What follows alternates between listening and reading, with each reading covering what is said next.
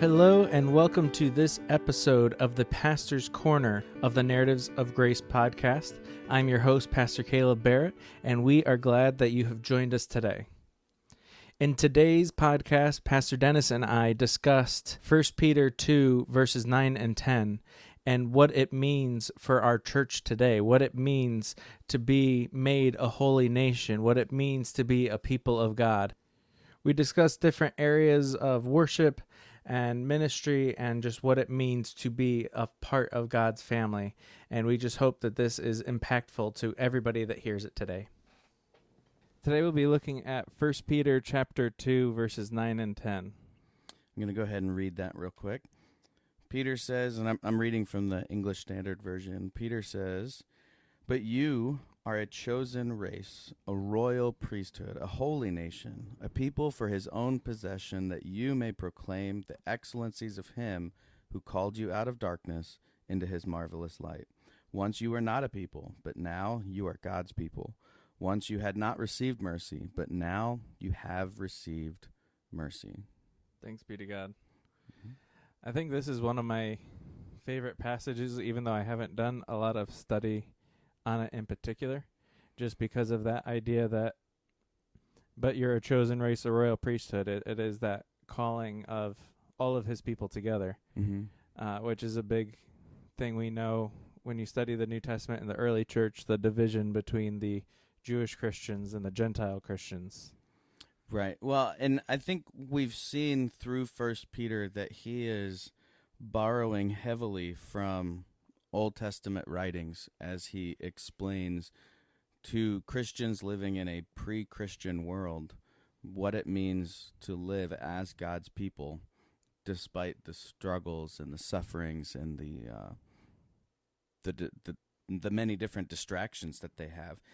So by Peter writing this letter, now some of the people he was writing to might have been converted Jews.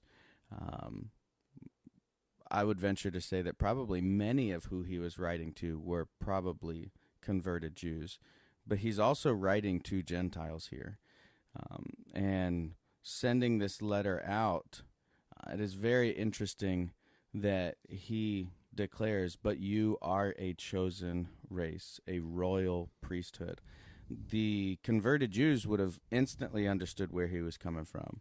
The Gentiles would have needed some background, but not much, because even their culture, they could have understood some of the references there.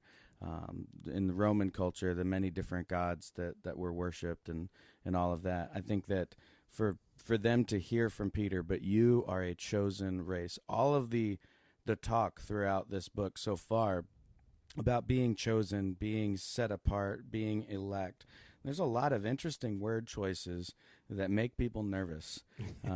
But it's very clear God appointed them for this purpose. And what was this purpose? Now we're seeing they are a chosen race to be a royal priesthood. Mm-hmm. Well, and I think it serves as two different things, because on one side it's obvious that it's you're all God's chosen people, that the Old Testament, that the Israelites were the chosen people, but now it's all of those who hold to Christ, and whatever way you want to see that, whether it the order of salvation, but that those who hold to Christ are his chosen race. But also thinking about the fact that this book is written to those that are scattered, to those that are exiled, which even in this time with COVID and everything else, I know there's a lot of pastors that are like, what am I supposed to be doing? Because I can do the online services, but I can't go out and witness. I can't go to hospitals and make sure people are good. I can't go do home visits. We can do it a little bit, but a lot of people are concerned, and I mean, rightfully so, especially we see so many people throughout the week. I understand when people get concerned that we may have picked something up along the way. But it's that reminder that it doesn't matter what you're going through. You're the chosen race. You're a royal priesthood, a holy nation. And thinking about the holy nation, like, even though we're separated, even though we're Christians in America and Hawaii, we're the same nation as Christians in France or Germany or anywhere in India or wherever else in the world. We're a holy nation together. It doesn't matter that I'm originally from Germany and Denmark, and my friend John is from India. We're still a part of the nation. Yeah, I think that's really good. I think that that's the struggle right now. Is we know that we're God's chosen people. We trust in Him. We believe in Him. So it doesn't matter where you line up on the spectrum of how the order of salvation comes to be.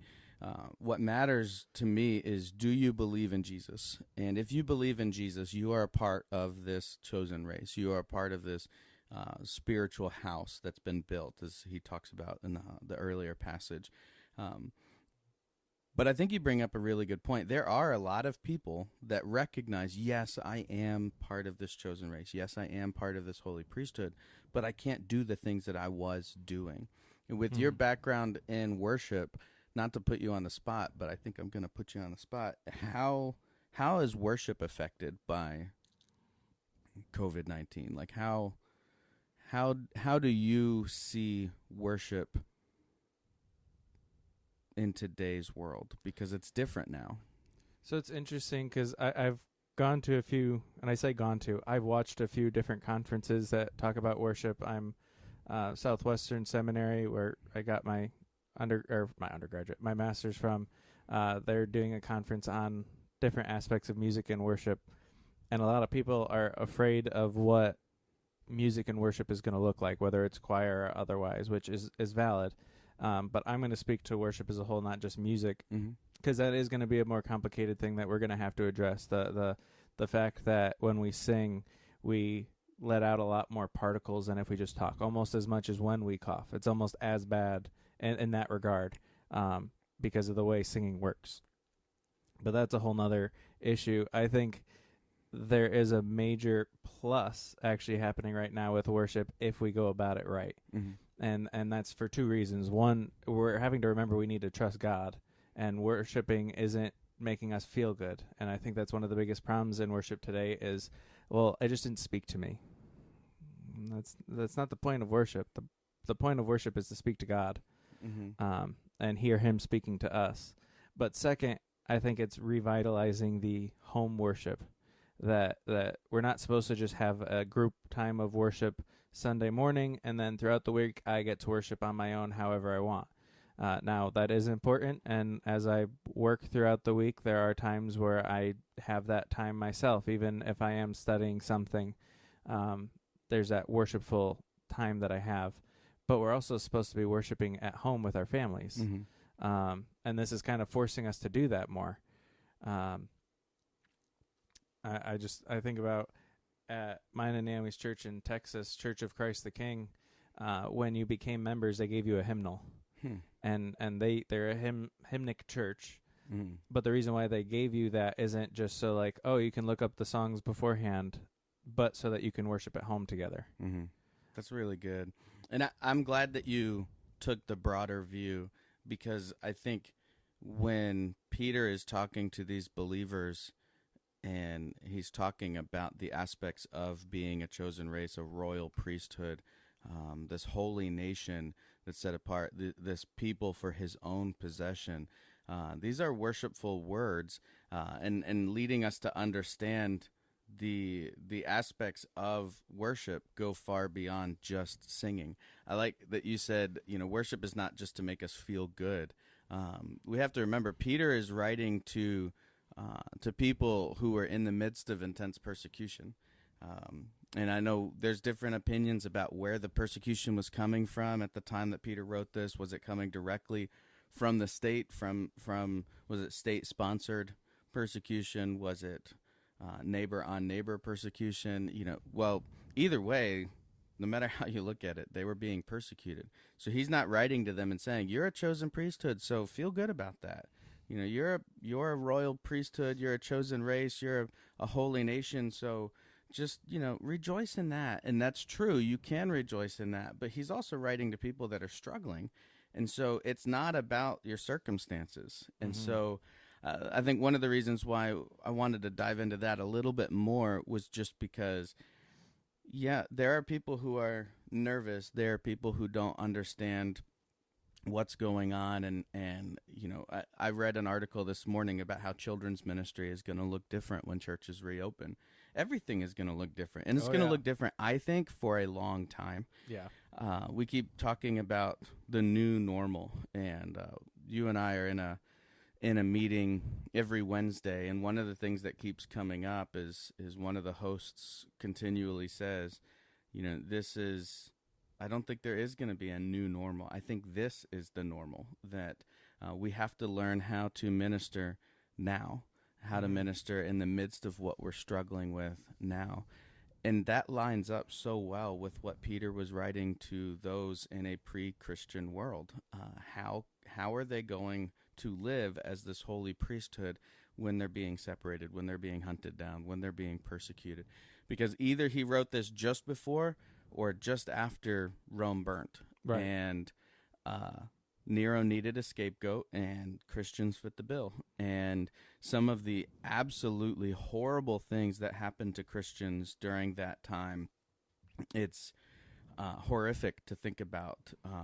Christians being sewn into the skins of animals and then being hunted down with dogs, being covered in wax and being lit on fire to light the gardens. Just absolutely horrific things. Mhm. As much as we want to complain about COVID, we're not being hunted down by dogs. Yes, being stuck in your home is difficult, and I don't want to downplay that too much. But there are ways for us to continue worshiping, and I think you hit the nail on the head in saying this really refocuses us on getting back to family worship. Mhm. And we are a royal priesthood. We need to act like it, not just on Sunday mornings when the worship leader is up there singing songs. We need to worship as a family daily. Well, and to that, I think one of the this passage has a lot about worship in it, even though it's not explicit. A lot of the places that have the richest texts on worship don't say, "Hey, this is about worship." But one of the other things is just the word of priesthood, because you see this. You see this in the Catholic Church, that the priests have a special power. I went to a Catholic church for about a year in high school, and I remember at one point we were going on a trip, and the friend that I went there with, we were going on a trip for a choir tour, and she wanted to get a blessing from the priest. Okay, people ask us to pray, and that's a good thing, but my prayer isn't any more powerful than Joe Schmo's prayer, just because a pastor is or isn't ordained, or is or isn't called, or however you want to say that. That's not how this works, and I think that's part of what this is saying, is that there was a priesthood in the Jewish structure. There was those that they were called to do that part of things. Now, they weren't the only ones to pray, but they did certain aspects of the sacrificial system that doesn't exist anymore in Christ. We're all have that. Now, pastors are called in a different way, granted, but that doesn't mean we have any special power. We're all the royal priesthood. We all have that power because Christ is the high priest.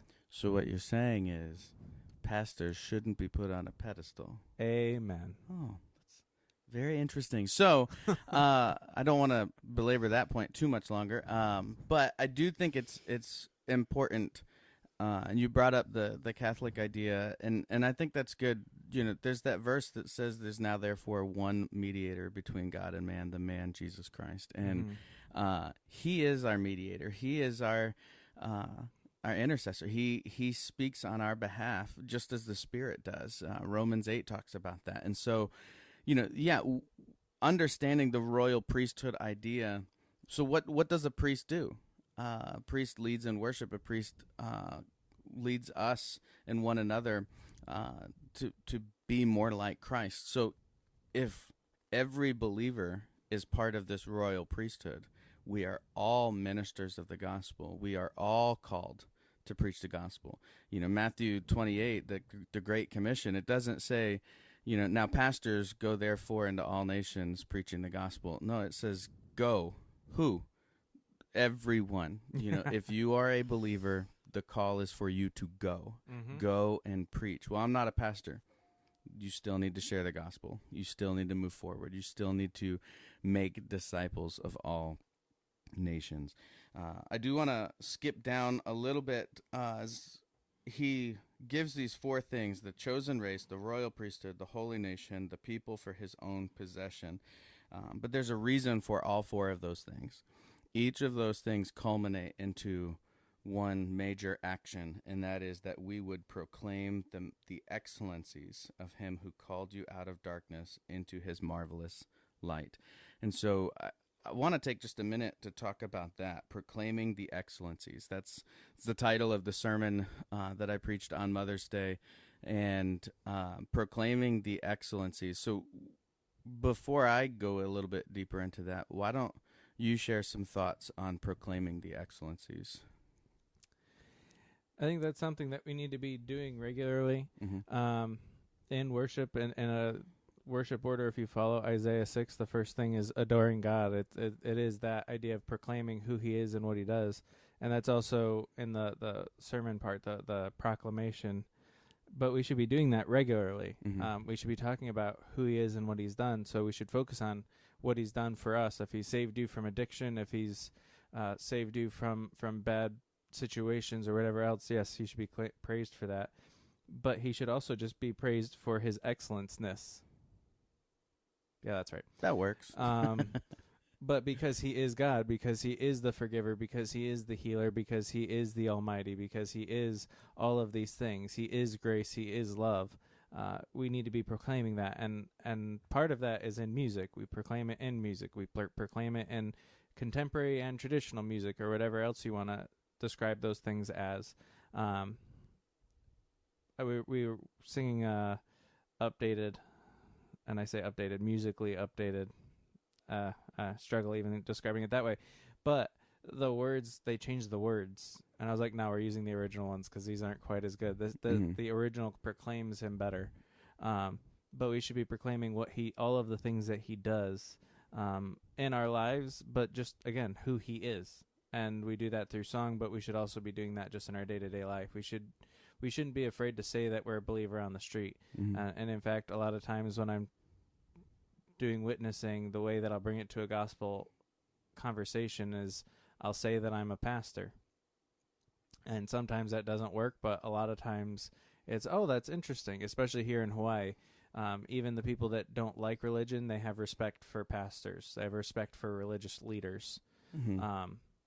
But I'm proclaiming his excellenceness because I'm not afraid to say, hey, not only am I a believer, but I've literally dedicated my life to serving him. Mm-hmm. Yeah, I think I agree with everything you're saying. I think that proclaiming his excellency, the excellencies is another word for praises. And so proclaiming his praises, talking about how good he is, his mercies, calling us out of darkness into light is by itself a mercy.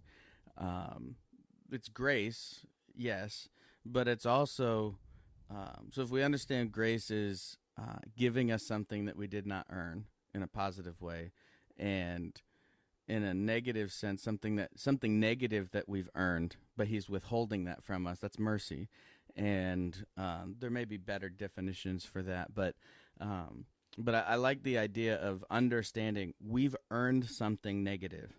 We are in the darkness because we chose to be. We stumbled because we rejected him. That's where the stumbling over the cornerstone is from verse 8 in the same passage. People stumble. They stumble over the cornerstone. Their rejection of him is what keeps us in darkness, or our rejection of him is what keeps us in darkness. But God, in his infinite wisdom and mercy, reached out into the darkness and called you into the light. That by itself should lead us to proclaim his mercies, to proclaim his excellencies. Yeah, I focus on that, that he called you out of darkness into his marvelous light, and I think about the idea of the cave, and I think it's Plato's Republic is where that idea comes from, and if I'm wrong, then, well, it comes from somewhere in philosophy, but that idea that a lot of my friends that aren't believers hold to the comfort that they have in what they know, and that when they start examining things, it gets difficult. But we go beyond that. We go beyond coming out into the daylight, and we go to the daylight. Mm-hmm. We go beyond just looking at the reality of things and recognize like the unexamined life isn't worth living. Okay, but it goes beyond that. It's the unaccepted life isn't worth living, and I say accepted by accepting Christ. That again, we come out of the darkness, not just into the glare of the sun, but into the sun itself with the glory of God. Yeah.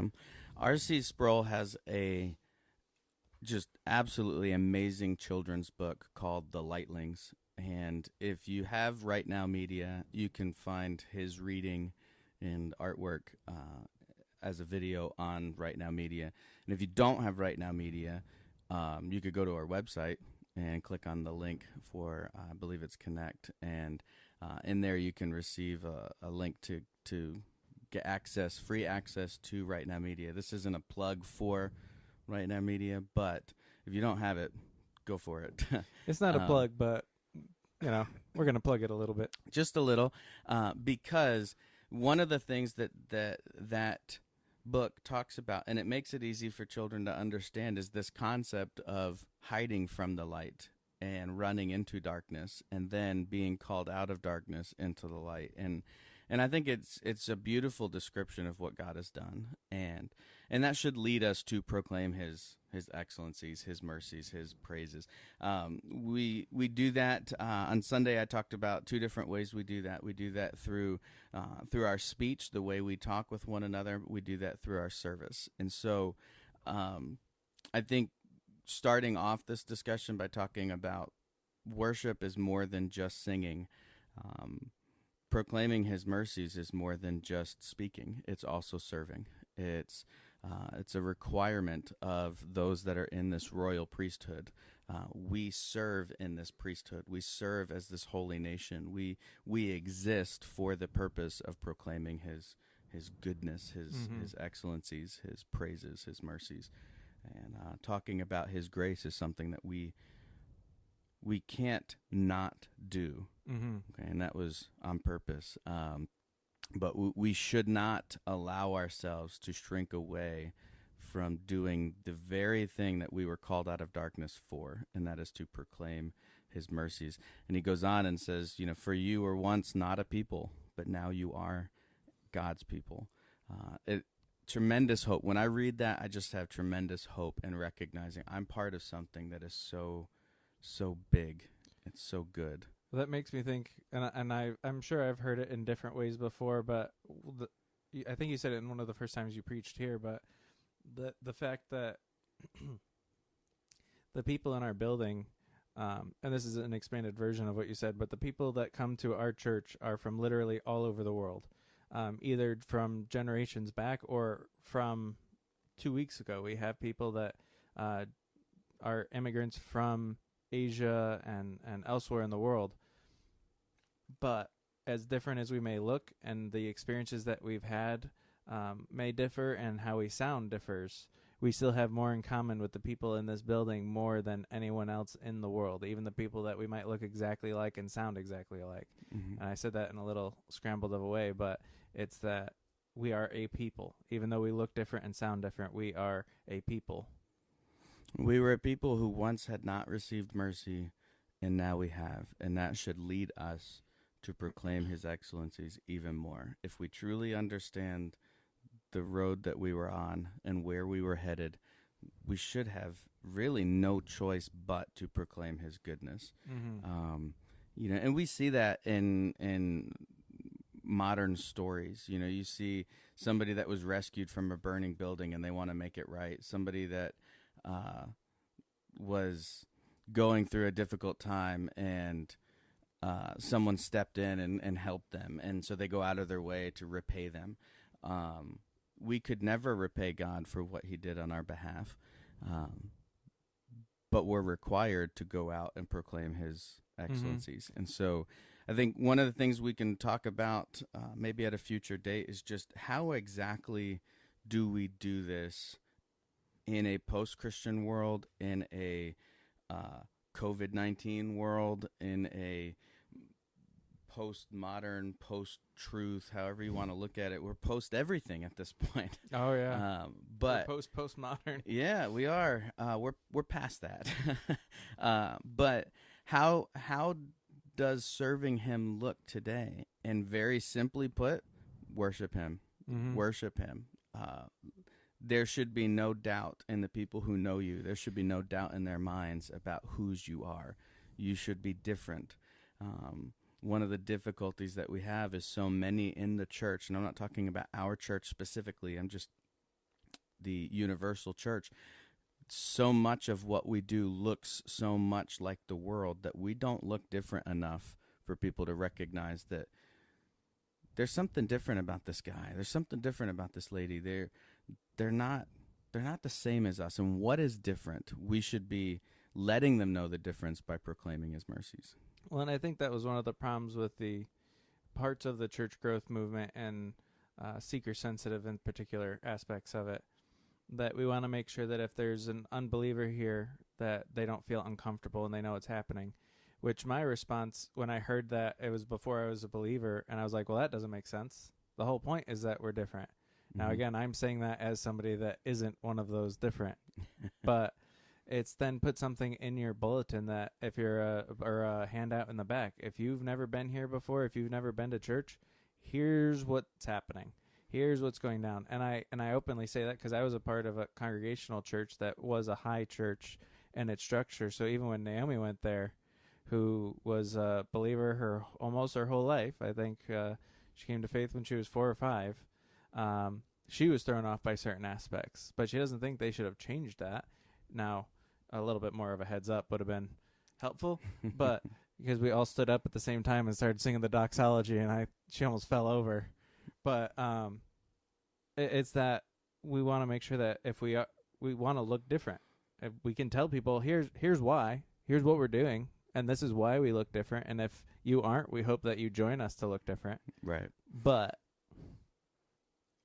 I think what you were saying about, people that come in and we don't want them to feel uncomfortable. I heard somebody once say, if you come to church and you sit through worship, you sit through the entire service, and you leave only feeling good about yourself, then we did it wrong. Yeah. Now, I don't think you should only feel bad about yourself. We don't want to go to that extreme, but the truth is none of us are perfect. We all have things we should be working on. So if you come into a worship service and you leave feeling like, I'm great, I got nothing to work on, I feel good. Yeah. We didn't do our job. That's something, there was a guest lecture in one of my first music and worship classes in college. And he's a scholar in the New and Old Testament. I think he has doctorates in both, so he's one of those. But he said he was focusing on Isaiah 6 and what it tells us about worship, and it kind of started my focus on that passage, and it keeps coming back in different areas. But he said that you see a significant change in Isaiah. You see a significant change in a prophet of God. So what that's telling us is that we should be changed by worship. Now, that doesn't mean everybody's going to change every week, but if you have worship every week and nobody's changing, you are doing something wrong. Well, I think we'll close, unless you have anything else to add after this. I don't want to steal the last word from you, but I think if you truly encounter God and his goodness and his excellencies and his mercy, and you leave unchanged, something is seriously wrong. Amen. Well, and to that point, that's what happened when I was saved. I was saved at 20, I think I was, and Naomi didn't realize what was happening, but my eyes were open and I literally fell down to the ground because I recognized who he was and the mercy he offered. That's great. Well, thanks, man. I think this was a good conversation. Oh, yeah. Enjoy getting a little bit deeper in these different passages, and now we got to pick the next passage to dig into. It'll be fun. Thank you for joining us for today's episode of the Narratives of Grace podcast, the third episode of the Pastor's Corner. I pray that it was a blessing to anyone that heard it. If you have any questions or comments either about this episode or anything you would like us to talk about and discuss in future episodes, please email us at pastor@mbaptist.org. For prayer requests, because we want to be praying with and for everyone that is a part of our extended church family, please email us at prayer@mbaptist.org. And remember that that's not just for the members of Mililani Baptist Church, but that is for anyone that is in need of prayer. And for more information on Mililani Baptist Church, please visit our website at mbaptist.org or follow us on social media or YouTube, or again, just email us at pastor@mbaptist.org. We'd love to connect with you and get to know you a little bit. Thank you for joining us today, and I pray that you will join us again next time.